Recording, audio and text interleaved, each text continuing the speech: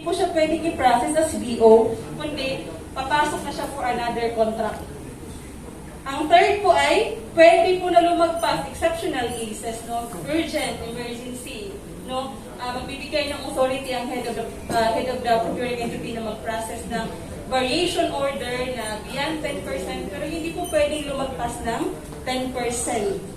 Kaya lang, ito po yung medyo gray area, no? At kailangan mahihirapan ang mga contractor natin i-satisfy, no? Kasi, it may be authorized but subject to the guidelines to be determined by the GPPB. So yan yung nakalagay pa sa RA natin. Sabi nga ni Sir Ryan sa akin last na, Ate Che, try kaya na natin para maglabas talaga ng guidelines ng GPPB. No? Kaya lang pahirapan, no? Ay! Nagising na ba? Nagising na tayo. Ako tuloy nagising ko sa lang. Ayan po. So, variation order, again, we have this format no, kung paano ba namin dinodocument yung part ng variation order. Actually, you can have a copy naman of this presentation, no? And kanina po no, good news kayo, no, na may intention si ASEC na mag-compose ng isang manual. Yun po yung mariretain na reference ninyo para sa inyong lahat na po yun. Bigyan pa tayo. Then, ano yung mga contents? Basic na information pagdating dun sa form mismo natin ng PO, yung contract amount, mga estimated revised cost natin, including yung mga expiry date ng contract.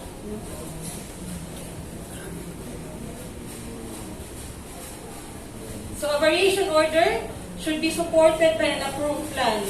Hindi pwede mag-process ng variation order na walang basically, ang isa sa reason for variation kasi may revision sa plan. So, dapat approve na yung revised plan nyo. Ayan. Then, detailed quantity calculation.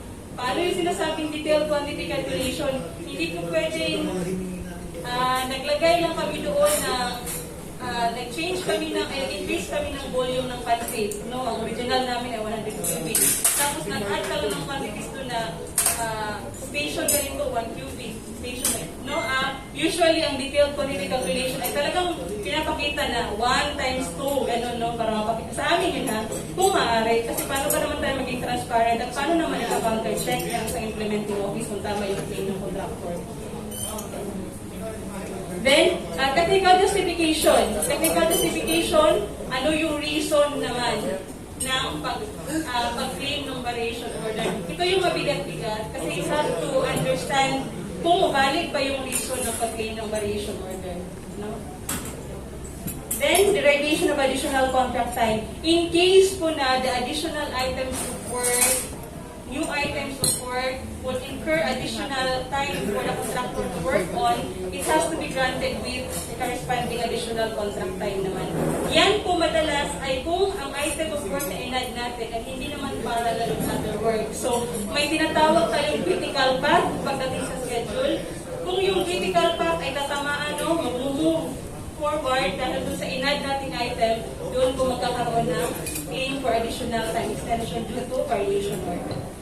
Ayan. So, itemized cost of revision, breakdown naman ito ng mga items under contract, reflecting ano yung original at ano yung additive o deductive na variation order. Then, sinabi ko po ito kanina, no? DUPA or canvas price. Hindi ko alam kung familiar kayo sa term na DUPA. Familiar ba sa DUPA na term? Ang tawag po namin doon ay detailed, DUPA stands for Detailed Unit Price Analysis. Doon naka-reflect kung ano yung, magkano yung cost ng labor, ng equipment, saka ng material. May standard format po ang DPWH na corresponding may pinapa-adapt namin sa contractors natin. Then, dito po tayo, suspension order and work resumption order. No? So, minsan sa office, no, yung mga project engineers ng DPWH ay nagkakabiruan na ma'am, baka pag nag-issue kami ng suspension order, kami yung suspend. Mga ganong biruan. No? Ayan. So, may tinatawag tayong work suspension order or work resumption order, pero madalas ay gustong-gusto ng mga contractor ito. Bakit gusto ng mga contractor itong work suspension order? No? Gusto nila ito kasi mag-move yung expiry date ng contract nila. Hindi sila magkakaroon ng defects liability, ay hindi sila magkakaroon ng liquidated damages, no? Kaya ito ang isa sa kung talaga ba yung reason for suspension ay valid din ba na reason for suspension. So ano yung mga reasons ba natin for suspension, valid reasons? So a suspension order may be granted wholly or partly. Ibig sabihin pwedeng partial ang suspension. Isang item of work lang kung i-hold natin, no? Kasi hindi siya makamove. May reason para hindi matrabaho yung item of work yan. Partial po yun. Pag sinabi natin wholly, full suspension. So full na stop yung operation sa project. Ayan. Mga reasons ay due to force majeure or in for post events.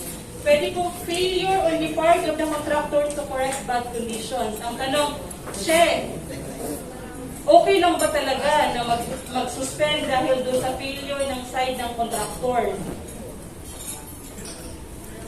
No?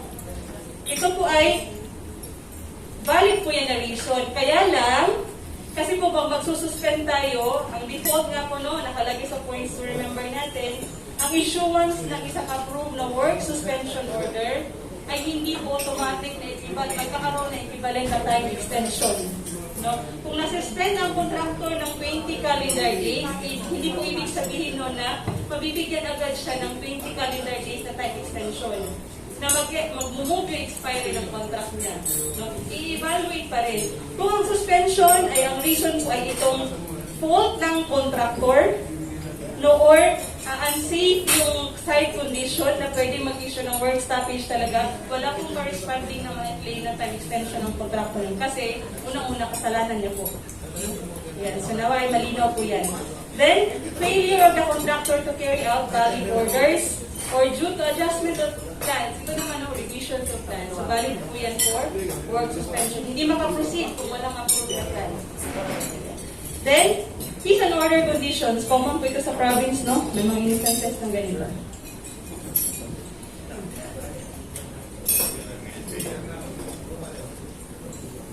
Ayan. So ito po yung format din. Nakalapit naman po dito kung ano yung format ng work suspension order natin at ang corresponding work resumption order. So it has to be duly approved by the authorized officials based on the levels of authority granted under TO 42 series of 2020. So hindi rin po fix yung sino ang nagsasign talaga. Sa ngayon kasi depende ina-adjust. Last nagkaroon ng adjustment dahil sa pandemic so para mas streamline yung process, mapabilis yung approval ng document, change po yung limits na kayang pirmahan ng isang district engineer, ng isang regional director, at other authorities. Ayan. So the reason for the suspension of work should be based on the legal basis as stipulated in Annex E. Ito lang po palagi ang default natin. No? Sabi nga ni Asa kanina, sa bawat sasabihin natin, hindi pwedeng sabi lang, may katapat palagi na document. No? Correspondingly, in the processing of contract-related claims for contractors, there has to be a legal basis kung bakit ka nag-issue ng order na yan. So, the issuance of work suspension order should be prior to the expiry of the contract, original or revised. No? So, baka po may nag-issue ng suspension order ng December 19, ang expiry para ng contract ay December 18. So, wala na po yun, no? Baka may nangyayari po ganyan.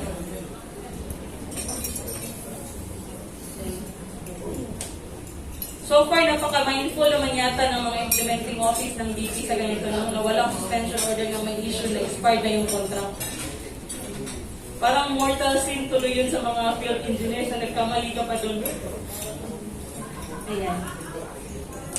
So contract time extension. Sabi ko nga po kanina, ang issuance of an approved work suspension order is not an automatic time extension ng mga plans sa contractor natin. Ayan. So the reason for contract time extension should be based again sa ano ang legal basis na nasa RE 9184 natin. No? Particular po na reference naman natin dyan ay nasa Annex E ng IRR ng RE 9184. So rule of thumb, in granting contract time extension, the contractor has no fault. Sabi ko nga kanina, kung ang pag-suspend ay kasalanan ng contractor dahil hindi na kinumply example ang safety requirements on-site, no? Pwede pong mag-issue ng work stoppage na walang katapat na contract time extension. So speaking of safety pala, no, I hope everyone also is well informed na kasi noon pag nagpe-prepare po kami ng post for construction safety and health, ang nilalagay namin ay part-time safety officer. Kasi may condition naman ng kailan part-time or full-time. Pero kung familiar po kayo sa RA 11058, yung known as the Oslo, no, lumabas na po yun. Lahat po ng construction projects are considered as high risk na category ng infra. Therefore, wala na pong part-time na safety officer. Dapat po full-time na yung safety officer sa mga projects sa infra. So, wala na po yung part-time na safety officer. Kaya lang, kinakategorize siya as safety officer 1, 2, 3, and 4. So, nasa RA 11058 po yun, sa safety.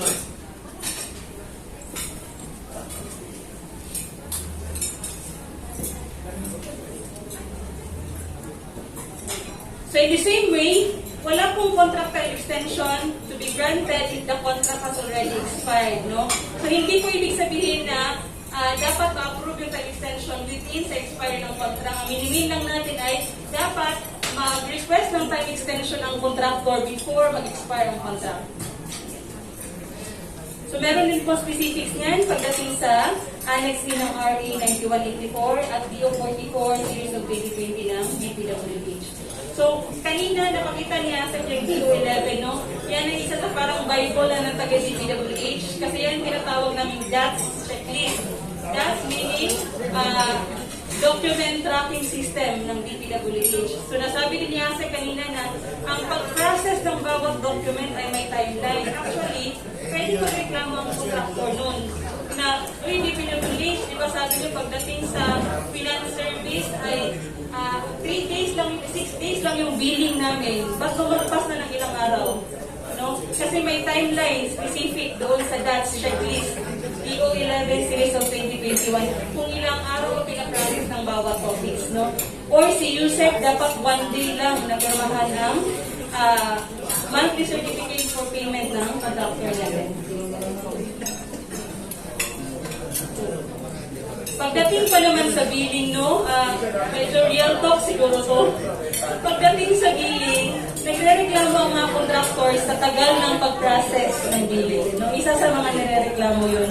Na kung tutuusin, baka hindi lang sila nagkakalakas na loob na magreklamo kahit may department order naman sa GP na dapat ilang days na mag-process na. Siguro may contractor lang dapat na maglakas ng loob na magreklamo ng GP. Yun, isa ma'am, no, real talk, sabi ni ma'am na baka hindi makakuha ng project pag nagreklamo na ba't ang tagal ng billing, no? Pero alam nyo, sa totoo lang naman, dahil kayo sa billing, nagkakausap ang pera. Yan, so maraming dadaanan, dan dumalabas lahat ang usapang pera sa billing. So, kita naman, pagdating sa price escalation, medyo technical po itong price escalation. Pero basically, ang concept kasi niya ay claim ng contractor in case during contract implementation, nagkaroon ng contract price increase. No? Example, nag-increase yung price materials, no? Ng construction material. Pwede mag-claim ang contractor nun during project implementation. Nangyari siya during project implementation. Kaya lang medyo mabigat din po kasi extraordinary circumstances yung basis, no, ng pag-grant ng claim for price escalation na determine dapat ng NEDA at saka approved din dapat lang ng GPP. So, may dalawang parameters for assessment, legal and technical parameters, but we'll not discuss more on that kasi ito pong DO 60 series of 2017, manual po mismo yan na 155 pages. So, kung babasahin na lecture ko pa yan sa 155 pages na yan, baka hindi po tayo matapos. Then we have, ito na, usapang bayaran. No? Usapang bayaran, advance payment, first billing, progress billing, or final billing natin. So, ang payment for contractor is also considered is clearly stipulated under Annex E of the IRR of RA 9184, no? So, ang advance payment, ilang percent po ba dapat ang pwedeng i-claim ng contractor for advance payment? 15, no? 15 po. Pero noong lumabas yung bayanihan na law, inalaw ko ang mga contractors natin na mag-advance payment ng 30%. binigyan sila ng ganitong opportunities. Under bayanihan law naman. Pero ang default po natin sa RA, 15% of the original contract lang yung pwedeng advance payment na pwedeng ibigay sa contractor ng 50-50.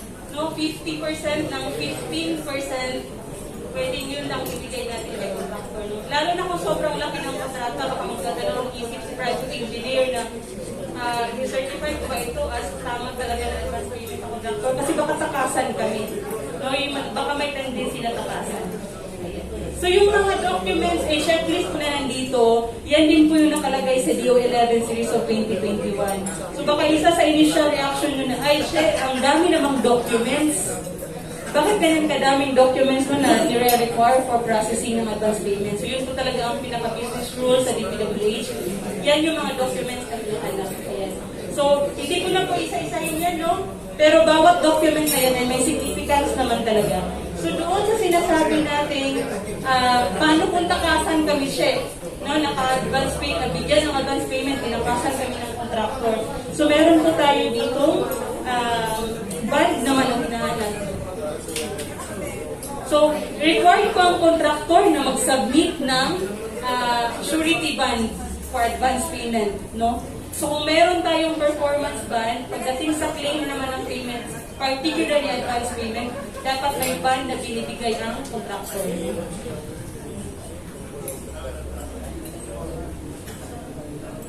So, hindi rin po pwede na mag-bill ang contractors nang walang proof na talagang nakapag-mobilize na siya doon. No? Ibig sabihin, may nakatas na geotag pictures of equipment, billboards with complete information. Familiar po sa geotag na pictures? Yung pag tinake mo ang picture, nakalagay na doon yung location mismo. No? Kasi noon, parang isa po ito sa pang-address doon sa mga issue noon ng ghost projects. So ngayon, kung may pictures na naka-geotag, may location mismo, yun po, hindi na pwedeng gayain. No? So, next natin, advance payment pa rin. So doon sa Dutch checklist kasi, emphasis is given on the documents to be submitted by the contractor and documents to be prepared by the implementing office. So correspondingly, these are the documents to be prepared by the implementing office. Ayan. So marami-rami din po yan, no? Ayan. Isa sa pinatandaan namin pag nag-process ng ganitong claim ay itong last photocopy of transmittal of contract documents sa COA. No? So walang mapaprocess na advance payment ng contractor kung walang copy doon ng transmittal sa COA. So magtataka kayo ba't pinrocess yung advance payment na hindi pala nakapag-submit ng copy ng contract sa COA. Requirement po yan. Isa yan sa mga hindi dapat namin pinakaligtaan. And we only have 5 days to submit all documents na approved doon sa COA. No? Else, magkakaroon na kami ng system. Actually, may experience kami na no oras lang ang lapse namin. From the date of approval, date and time of approval of the contract document, magpas na kami na ilang oras, nag-expend na kami sa COA. Medyo mabigat yung COA Central Office. Ayan. Ito pa, no, medyo napakarami siya, dami naman yan. No? Pero ganyan po talaga karami ang documents na sinasubmit for processing ng claims. Ito naman po ay for progress billing. No, first, progress billing natin. Ang final billing ay mas marami pa po talaga. Kaya lang hindi ko na ipapakita. Yung sa final billing, doon ulit ang tatandaan lang natin, walang final billing na mapaprocess kung walang certificate of completion. Walang as-built plan, at saka walang approved na final variation order. Yun lang naman ang pinaka-default. No? Pinaka-default po yan. May geotag pictures pa rin sa billing. No, kasi baka sabihin, na-check, pwedeng nadaya yung sa advance payment. No, kasi naglagay ng billboard, naglagay lang ng initial na equipment. Pagdating sa ongoing na, wala nang nangyari. So again, pagdating sa billing, nandun pa rin yung mga geotag pictures na nagawa on site. Then, ito po, backup computation. Gusto ko lang bigyan ng emphasis itong backup computation, no? Walang billing na nakaprocess kung walang ina-attach paano yung nakuha yung accomplishment ng contractor. The statement of work accomplished, yung tinatawag naming SWAP, is not sufficient. Dapat may backup computation pa rin ng contractor. Hahanapin din po ng COA yan. So napakadami no, 2 slides pa talaga for first billing lang. Ayan. Ito po, there is also a limitation on the maximum amount na mabill ng contractor prior to final billing. So, this is only applicable for locally funded projects. Pag above 100 million, 95% lang po yung maximum na mabill ng contractor before mag-final billing. No? Then, for 100 million and below, 90% naman. So, isa din sa tinitingnan namin yan. Kasi pag nag-inspect kami for issuance ng certificate of completion, ibig sabihin for final billing ang next. Pero ba't nakapag-bill ang contractor ng more than 90%? Kung ang limit pala ay 90% lang. No? So baka may nangyaring usapan dito na, pare, pag-billing mo na ako ng 95, hindi mo lang pangailangan ko. No? Baka may ganyang usapan, nawa naman wala. Totoo yan, nangyayari yan. Totoo yan, sir? Ayan, totoo pala, nagbigang talaga, sir. No, actually, gusto ko sana itanong kung organization na ba kayo maabot sa pag-check ng LGU projects. Umabot ba, sir? Hindi pa, DP pa lang ngayon. DP pa lang. Ayun. So, lalo na po ngayon, no, sa Mandanas Garcia na ruling, yung tinatawag na devolution, nadami na yung infra projects ng Local LGU. government. Opo. Yes. Kasi, yung example, yung school buildings, hindi nahahawakan ng DPWH sa LGU na. So, Mas maraming corruption doon. mas marami na po kayong gagawin sa baba. Kaya mas marami na rin po pwedeng silipin ang taga CCWI. Dadami po trabaho ninyo. Baka mas marami na po kayong makasuhan. Mandanas Garcia na huli.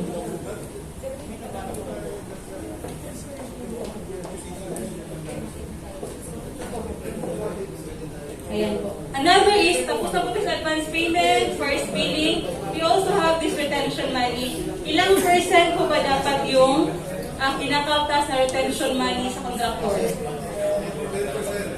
10%. Tama po. 10% siya every billing. Kaya lang, may condition po tayo na kung aabot ng 50% ng accomplishment ng contractor, satisfactorily undertaking yung work at saka wala siyang negative na slippage, pwede pong i-stop ang pagkaltas ng retention sa billing na hinihiling niya.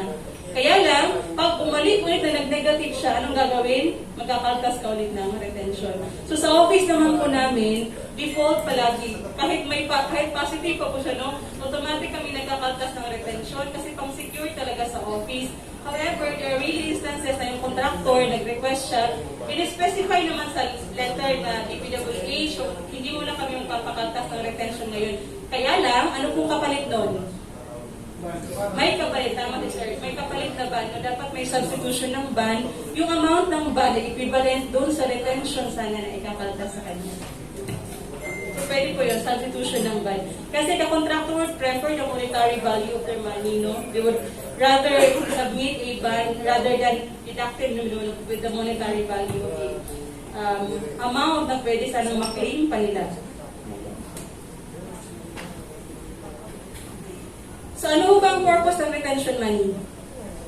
Para pag may nasira. Para pag may nasira. Tama si Ma'am, no? So, the purpose, yun yung layman's term, para pag may nasira, takasan tayo ng contractor, yun yung pwedeng gamitin ng agency. So, the purpose of 10% retention money is to ensure that the contractor properly completes the required activities under the contract. Yan po yung pwedeng gamitin ng agency. Pero, pwede po yung mabalik sa contractor, syempre. Kasi pag-hold lang naman natin. Refundable. Then, we also have this scheduling na mention ni Asek ko kanina. Anong significance ng schedule? Makikita mo na sa stage na ito pang accomplishment niya. So sa amin as field engineers, napaka-particular namin doon, na-delay na kami, no? Na-delay na ang contractor. Kasi meron tayong tinatawag na calibrated action, hindi ko po na-reflect dito, no? May tinatawag kami early warning stage, ICU stage, saka terminal stage. Ang negative 5 is early warning. Kung nagka-negative 5 slippage ang contractor. Pag nag-negative 10 na po, yung tinatawag namin ICU stage, pagdating ng 15, doon na terminal stage, yung ground for termination ng contract po yun.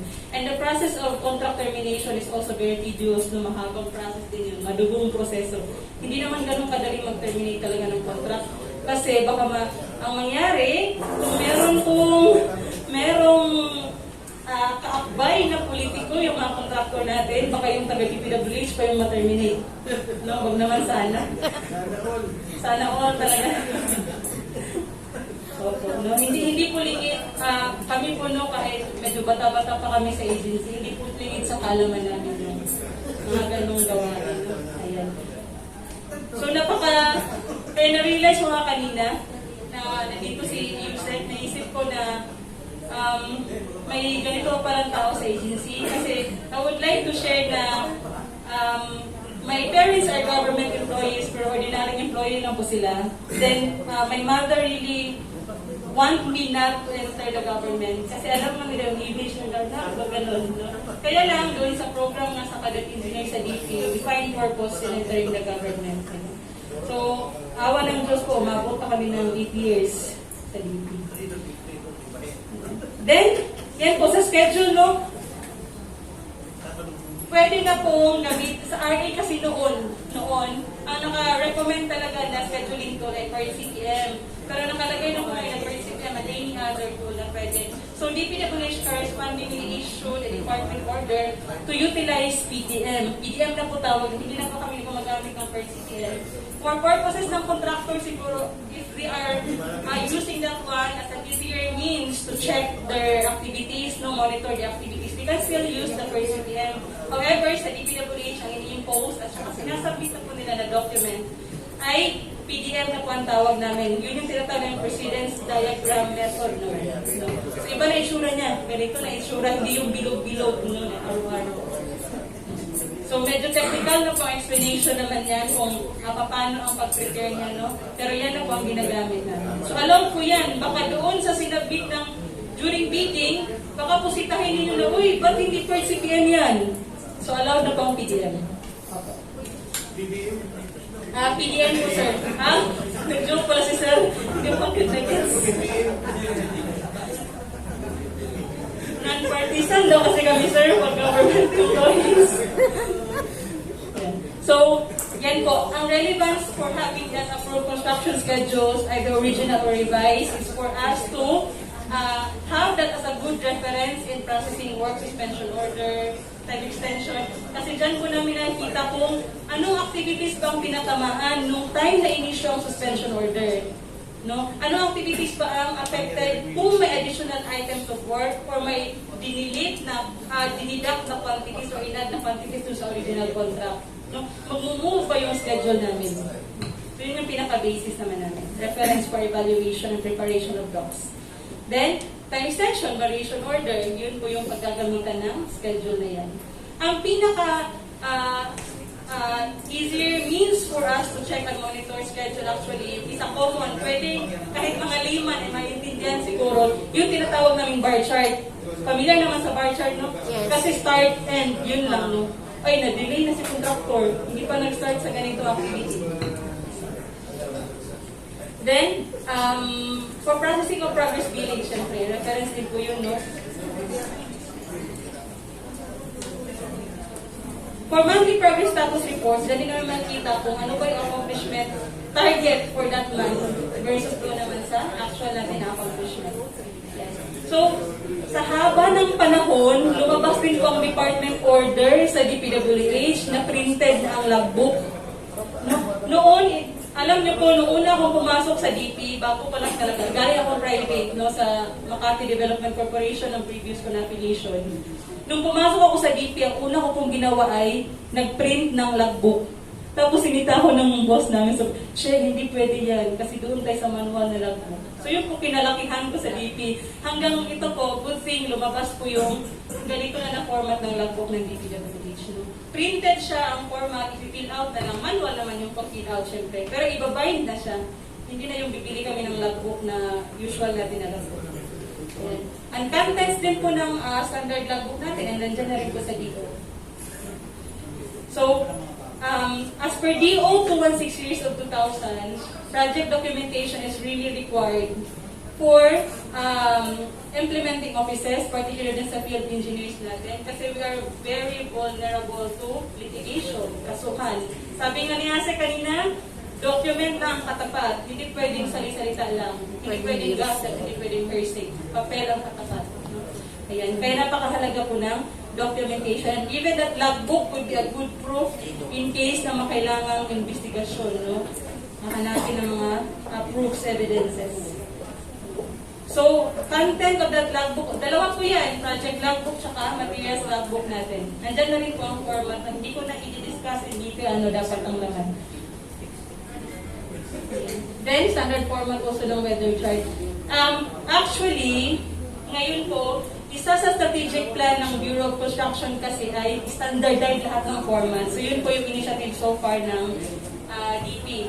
So, kung na-standardize yung logbook, ngayon po halos lahat ng forms sa i-issue namin as department order na ito na po yung standard format na susundin ng bawat implementing offices, and including po itong weather chart, no, sa ilalabas namin ng standard format ng forms for project implementation. So, what is the significance of having this weather chart? Ito po yung pwedeng reference in case na mag-claim for time extension ng contractor due to weather conditions. No? Isa sa pwedeng reference lang. No? Kasi ang pinaka mabigat na reference for considering time extension due to weather condition naman ay yung data talaga galing sa pag-asa. Yung amount ng rainfall na pinakonsider as heavy na rain. Hindi pwede yung umulan lang ng konti, magkakaroon ng, pwede nang bigyan ng time extension ng contractor. So may valid pa rin po ng reason for considering time extension due to weather condition. Unfavorable weather condition in natin. It should be consistent with the report in the logbook. So baka kasi sa weather chart ang nakalagay ay rainy. Pagdating doon sa logbook ay fair, sunny. So baka ibang gumagawa ng dalawa, hindi pa nag-usap. So, pagdating naman sa quality control, ito ay actually malaking usapan doon. Kasi it also takes 1 month for an engineer to become a materials engineer, no? Para malaman na lahat ano ang process for quality control, quality assurance. Pero, ang isa sa document po na hinahawakan ng isang implementing office para ma-check kung kinakandak ba ng contractor, yung mga required na test to check quality of the materials, quality of work, quality ng lahat na nag-install sa site, is yung tinatawag namin Quality Control Program or QCP. No? Isa sa pinaka-basic na sinacheck ay, for example, sa bawat 75 cubic pada concrete ay may kinandak na isang quality test. No? Yun yung tinatawag namin comprehensive strength na test ng isang concrete, yung binabasag yung cylinder or yung in-undergo ng structural strength test yung beam, no, para ma-check yung strength ng concrete. Isa yan sa mga ginagawa pagdating sa quality control at quality assurance naman na aspect ng project implementation. And basically, always our default reference is the Blue Book, no, yung tinatawag natin Blue Book sa DPWH. Meron po pang roads, bridge, meron din po pang buildings and other infra na specification. So ito, nakalagay talaga ito sa outline nung gustong malaman ng organization ninyo, no? May tinatawag po kaming PCMA. Ayan. So inabutan talaga ni ASEC yan, kasagsagan ng time nila na nag-establish ng system na yan. Noong una po, may system ang DPWH to consolidate reports, kaya lang medyo may manual intervention. Ngayon, no, ganun na po kabilis mag-consolidate ng report from different implementing offices of DPWH nationwide. Live po yun. Once magpasok na ako ng data doon, nakikita na agad ng central office. No, automatic yun. Once magdagdag ako ng example, nakapagpuhos kami ng 20 cubic na test, dineclare ko siya sa accomplishment, automatic makikita ng central office yun, no, sa bawat project natin. So, in-house po yung ginawa ng ID personnel ng DPWH. Sila mismo ang nag-create niya para magkaroon ng nationwide na monitoring application for various projects ng DPWH. Ang essence din po niyan ay noon kasi matagal mag-verify ng performance ng contractor. No, ang isa sa indicator ng performance ay yung may slippage pa siya sa mga projects niya, no? So, ang isang contractor, ang dami ng projects niya, isa-isahin ko ba yung district na tanong na ano yung status ng mga projects? So, dito na po namin pinupull out yung data. So, once may negative ka na slippage doon, i-undergo ng further verification kung talaga bang fault ng contractor yung pagka-declare ng slippage doon. Although may remarks naman doon sa system, no, ini-input din ng mga field engineers natin kung ano yung reason ng delay. ang procurement service mismo ng central office ay ina-advise pa rin na talagang sulatan ng implementing office, ang district engineer, ang regional director, kung talaga bang fault ng contractor to o hindi fault ng contractor. Ayan, yun yung final document na reference for qualification ng contractor once mag-bid naman siya. Mas madali nga lang kumuha ngayon ng data dahil sa system na ito. Then, we also have this QEU and CPES inspection. No? Ang QEU, Quality Assurance Unit, ginagawa po yan quarterly sa DPWH. So, may dalawang team, yung mismong personnel ng DP at the other one ay in-outsource nila, consultant, nagkakandak din. Kaya sabi nga ni ASEC na hindi kaya, no, sa dami ng projects ng DP, hindi na namin kinakaya ng mismong personnel ng DPWH. No? Okay. So, ang CPES na rating ay kailangan din during submission na ay qualification ng contractor sa procurement na process. Yun yung isang significance naman. Part ng performance. Then, ang QAU naman po, internal kasi ito, DP lang ito, no? Hindi kagaya CPES na under ng SIAP. Internal lang ito. Pero it is a means for DPWH to really check also the quality of projects na ini-implement ng region sa district. So, taga-central office ko ang nag-check, bababa sila lahat. Tapos, mga 2 weeks, lulod na ginagawa ng mga personnel yung mag-check ng lahat ng projects. Actually, ang tinatarget nga nila within 2 weeks, maka-inspect sila ng 60 na projects. No, ganun kabigat ang pag-i-inspect. Kaya naabot ng gabi nag-i-inspect pa rin yung mga tao. Ano lang ay, actually, QEU is a big investment of the government. Kasi unang-una per dime ng mga employee na mga pa, fair, no, pamasahe. Ayan. Kaya sana ay, isa to sa tinitingnan ng department na sana ma-serve yung purpose ng QEU, no? Na sana ay ma-reduce yung number ng defects ng mga projects natin kasi regular silang lumalabas. So, actually, kung gusto nyo mag-inspect ng actual, isa sa practice na pwedeng i-adapt ay yung paano nag-inspect ng mga QEU, no, sa organization ninyo. Kasi actual inspection talaga ito. Hindi lang physical, kundi mismong yung documents, no, ay tama pa na ginawa ng mga implementing office at saka yung sinabi ng contractor. So, ito po, malapit na tayo, no, Audit Observation Memorandum COA. Ito ay kinakatakutan din namin lahat. Ako personally, nakailang sagot na po siguro ako ng UM. Tapos noon pa, mindful ako pag maglabas ako ng ganitong document. Tapos si ASEC Ocampo ang pipirma. Kasi naman, baka anong nilagay kong justification dito. No? Kung tama ba, baka saan pa namin pinulot yung justification sa UM. So, sabi ko nga kanina, no, oras lang yung nag-lock sa amin na delay kami ng submit sa COA, na-receive ng COA, nagkaroon na kami ng UM. Sana all talaga doon sa region at sa district na dumami yung AOM. Ayan. So, the IO concern shall respond to the audit observation memo within the prescribed period including the extension, if any. Madalas po 5 days lang talaga mag-respond na dapat ang implementing office. Ayan. Kung may hindi man makomplete sa documents kasi sinusource out pa sa other office, no, pwedeng mag-respond sa COA na ito yung ibibigay mo namin, ihahabol namin yung next. Basta mag-respond ka. So baka may mga hindi na responda na AOM sa mga implementing officers. So last po tayo ay, itong part na to ay project close out naman.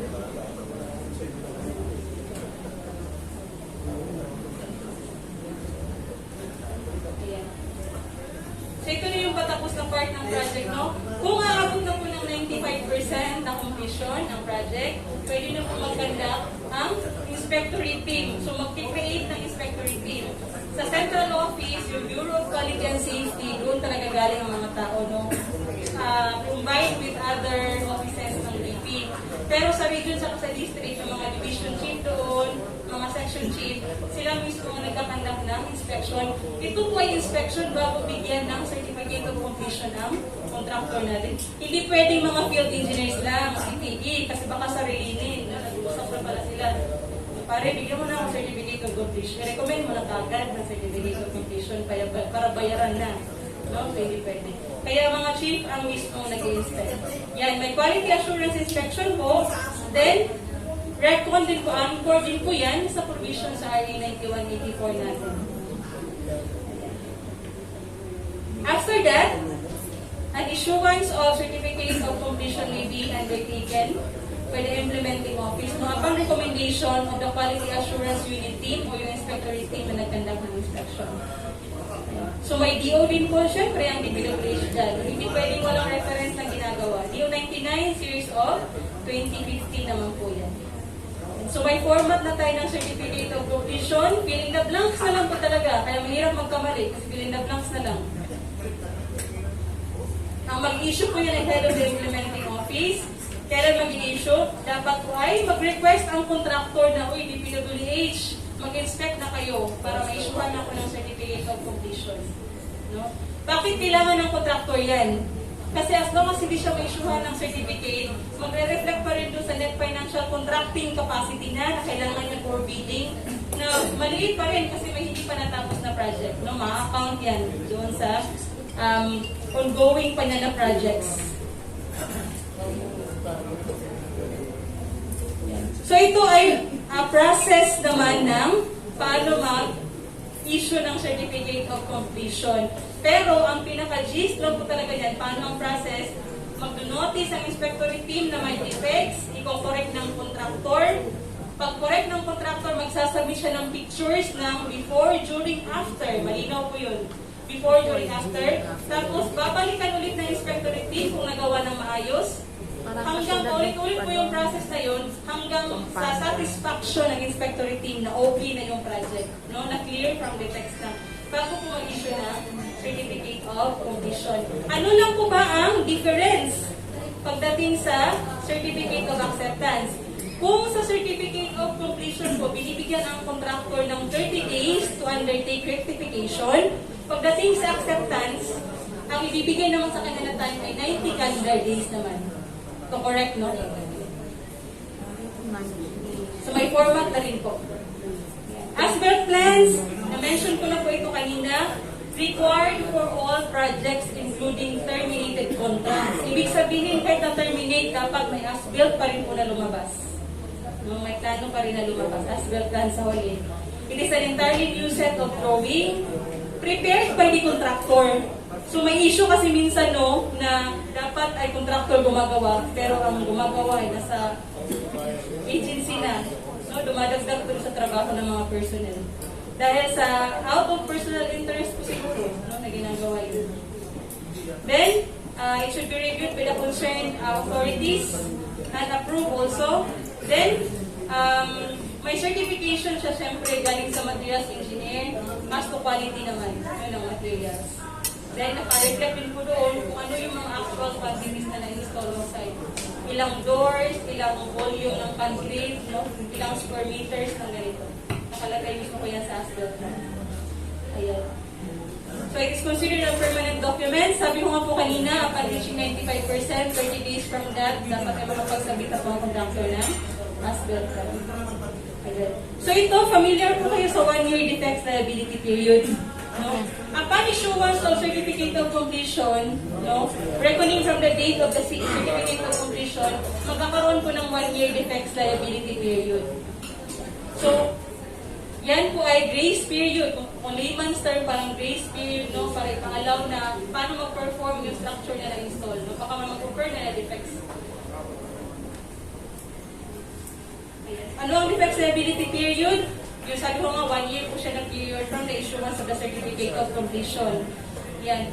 So, ang tanong, pag nag-occur ang defects during defects liability period, sino ang magre-repair? Contractor. Si contractor. At saka, malinaw po yun at his own expense. Gastos po ng contractor yun.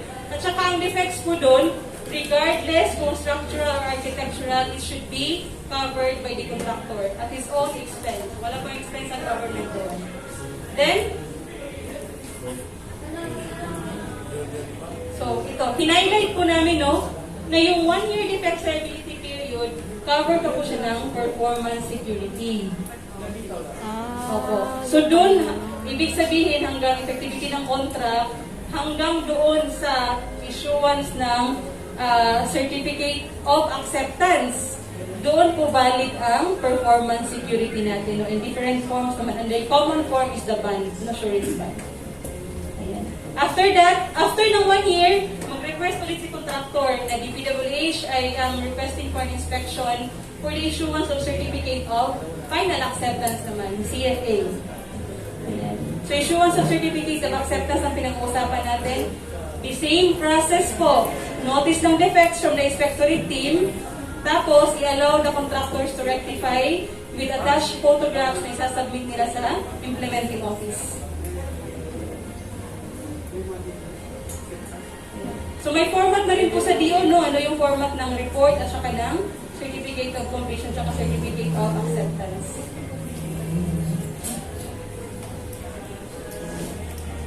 After that one, haba pa, may other pa tayong titingnan. Warranty period naman. After 1 year defectability period, 5 years. meron pa po yun tayong warranty. Sabi niyo ay 5. Actually, ilang years ba dapat ang warranty period? 10. 10, sabi ni ma'am. Yun na yung question na mayamang para sa grand prize. Sino ang makakasagot?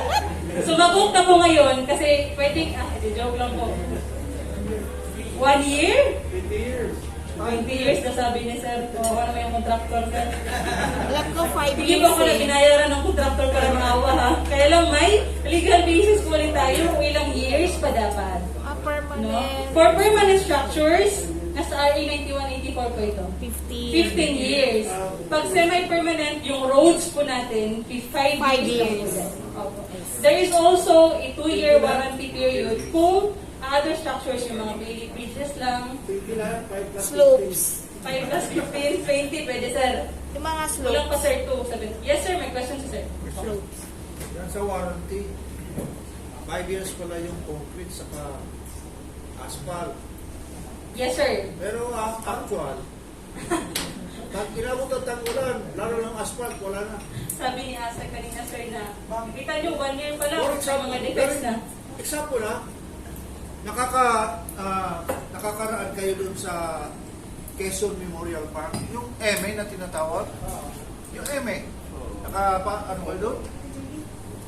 Siguro, before Atimunan, siguro mga 3 months ago, ang ganda nung bagong gawa, 3 months ago.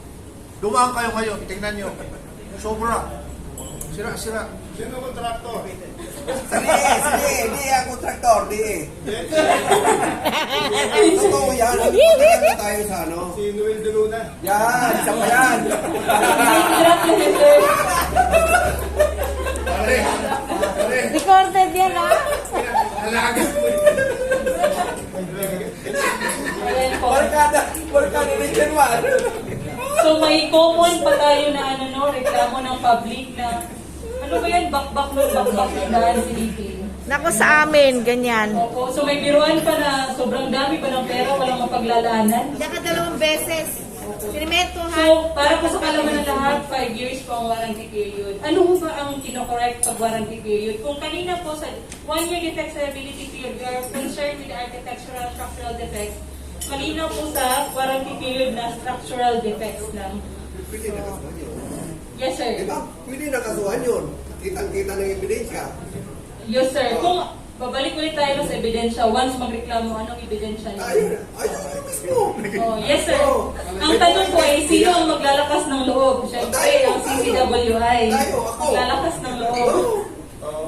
Umpisahan mo na. Ito nangyari sa akin. Papalawanan ko po sa inyo. Ito nangyari sa akin. Matagal na po ako sa larangan ito. Ang una, kinasuhan ko noon bago maging sekretary si Robredo. Binigyan ako ng may ebidensya ng district engineer si Ato Tubo dahil hindi niya maalis yung mga nakalagay sa gitna ng kalsada. Time noon ni Secretary, sino yun? Hindi. Pangulan ng asunto. Tapos, pinapalis yung mga nasa gitna. Binigyan ako. Hindi ko niya maano-ano to ba? Dahil si Robredo ang naglagay eh. Binigyan niya ako, kinasuhan ko si Robredo. Ang ginawa naman ni Robredo, pinuntahan yung madaling salita, ombudsman. Tapos, hinahanap na ako. Sabi nung si Jason Yola, nakasama ko dun sa periodiko. Brad, hinahanap pa niya ni ano. Yun. Direct to the point kasi ano na tayo, 30 minutes. Oo, ay ganito na nangyari. 30 minutes na. Oo, hinahanap daw ako kasi nag-imbestiga. Nag-ano daw siya ng NBI, dalawa. Hindi ka na mga talaga, ang kalaban. Ganito ang mangyari. So, ombudsman, nakausap na. Kung ano yan mangyari sa investigation, huwag ka na magsalita. Dahil gusto niyan magisekretary. Wala na ako doon. Sabi ko, hindi ko na yan managutan sa Panginoon. Ginawa ko na Si Lord na bahala, sir. Oo. Si Lord na bahala, sir. Yes, sir. What if, for example, the project was stopped by Fundación Best? Like earthquake. Ibang case na po yun, sir. Force majeure yan. Force majeure na tayo na po, i-discuss natin na variation order, no? Kaya dito naman po ay, siyempre, undergo ng investigation. Hindi po pwedeng i-declare kaagad na, oy, structural defects to. Oy, hindi structural defects ito. So, may inspection, investigation po na gagawin. Ayan. Ang pangalawang tanong ko po ay, sino ba ang magko-correct ng structural defects during warranty period? Si contractor. Si contractor ulit. Kawawa na Siyempre. si contractor. Kasalanan niya yun. Ayan po. So malinaw rin po sa RD natin na hindi po sa lahat ng pagkakataon ay si contractor. No, depende po. Contractor kung ma-prove naman ulit, may evidence ulit na yung structural defects or failures arise due to the fault attributable to the improper construction and other nagawa ng contractor. Kasalanan talaga ng contractor. Pero pwede pong other entities, pwede pong consultant, no? Pwede din po ang IOS representative, no? Kailan po pwedeng kami ng mga field engineers ang mananagot sa structural defects? Kung for example, ang nasa plano ay 36 mm yung bakal. Nauusan ng bakal. Sabi nung foreman na, sir, pwede bang mag-bundle na lang tayo ng ilang bakal kapalit ng 36. Inalaw ng project engineer. Nagkaroon ng failure later. Yun kung may document na talagang pumayag si PE. No, na i-bundle. So, pwede po yun. Hindi po sa lahat ng pagkataon si contractor. Pwede din po third parties. For example, yung provider natin ng utilities, Manila Water, nagpapakalaw sa road natin, nagkaroon ng structural defects sa road. Ang mananagot po yung utility provider na Utility provider. Ayan. Pwede din po ang user. Kung na-prove na User? abuse or misuse. So, yun yung mabigat, no? Sa building projects, maybe an assessment can be done. No, na, imbis na hindi stock room to, ginamit na stock room. No, mabigat na yung load sa building. Doon sa road natin, may anti-overloading naman tayo. Kaya lang, no, ang pinakaunang question talaga ay kung pwede lang singilin yung mga truck na nag-overloading no, para mag-correct dun sa defects. No? Kaya lang, siguro may sistema pa naman gagawin, hopefully. Para may managot na dapat ay users kasi sila eh. Kaya naman nagot ka. Sabi ng mayari ng truck, yung kanila na sa tama naman, ang nag-overload yung mga tricycle. Tricycle na ba, sir? Ayun, no? Sa users. Sa road kasi siguro natin marami yung sa users. Kaya lang, no? Hindi sana ay wala pang 5 years, pagbak na ng road. Sana pinapagtinitingnan natin. Gusto yan sa Quezon City. So warranty, sabi ko nga po ay covered hanggang acceptance po yung performance security natin. And correspondingly, pag nag-issue po ng certificate of acceptance, bago bigyan ng certificate of acceptance ang contractor, dapat magbigay din siya ng warranty security na ang common form naman ay bond, warranty bond, surety bond. Ayan, na may corresponding percentages ng amount dapat ng bond. Nasa RA din po yan, no? So yun naman ay gagamitin pang correct sa defects during warranty period kung tatakasan ka rin ulit ng contractor. So ito po, may bagong issuance sa DPWH. Ayan. Ito, pwede nyo po itong tingnan. Sa DO 115 series of 2021, nagkakaroon kasi ng concern na hindi nagbibigay ng warranty bond ang mga contractors. Ngayon po, medyo mabigat kasi nakasabi po sa DO na ito na non-submitted of warranty certificate should be a ground for disqualification. Uy, mabigat. Opo. Ground na po siya for disqualification. Kaya, ma-encourage talaga, kailangan mag-submit ang contractor. Then, in addition to that, projects without certificate of final acceptance should be reflected on the contractor's information profile. No? So, may record na talaga. Yes, sir. Opo.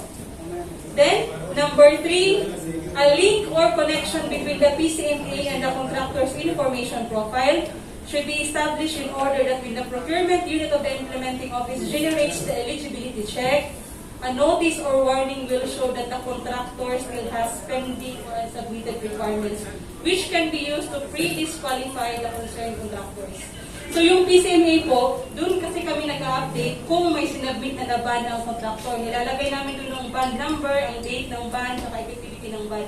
So kung wala yung data na yun sa PCMA, hindi din siya magre-reflect doon sa profile ng contractor. Ibig sabihin, learning ground for pre-disqualification. Yes, sir. Ilan bang number of grounds na ma-consider ng blacklisted ang contractor from PCMA? Kasi meron sa 10 grounds. Ito sir, ang concern lang ay doon sa warranty. No, so once talaga hindi ma-reflect sa PCMA, ma-register na nag-submit siya ng warranty ban, automatic mag-reflect siya doon sa profile ng contractor. So makikita na ng system, mabilis na maghanap ng non-submission of documents ng contractor natin. Then ito po pang-apat, during the procurement process, the contractor should be required to include authenticated copies of certificates of final acceptance of their completed projects prior to the issuance of notice of award. So kung may bago siyang project, dapat meron siyang mga copies ng certificate of acceptance na-complete niya na ng project, natapos niya na ng project. So requirement na po yun. So yun siguro ang medyo bagong requirement na pagdating sa possible na disqualification ng contractor natin. Meron na yan? Meron. Is there a law or... Department order po siya ng DP, sir. Nilabas siya, DO 115. Bago lang po talaga, November 25. Bagong-bago. Opo. Dagdagan na naman sila. So, yun po. Ayun, yun po ang katapusan ng aking presentation.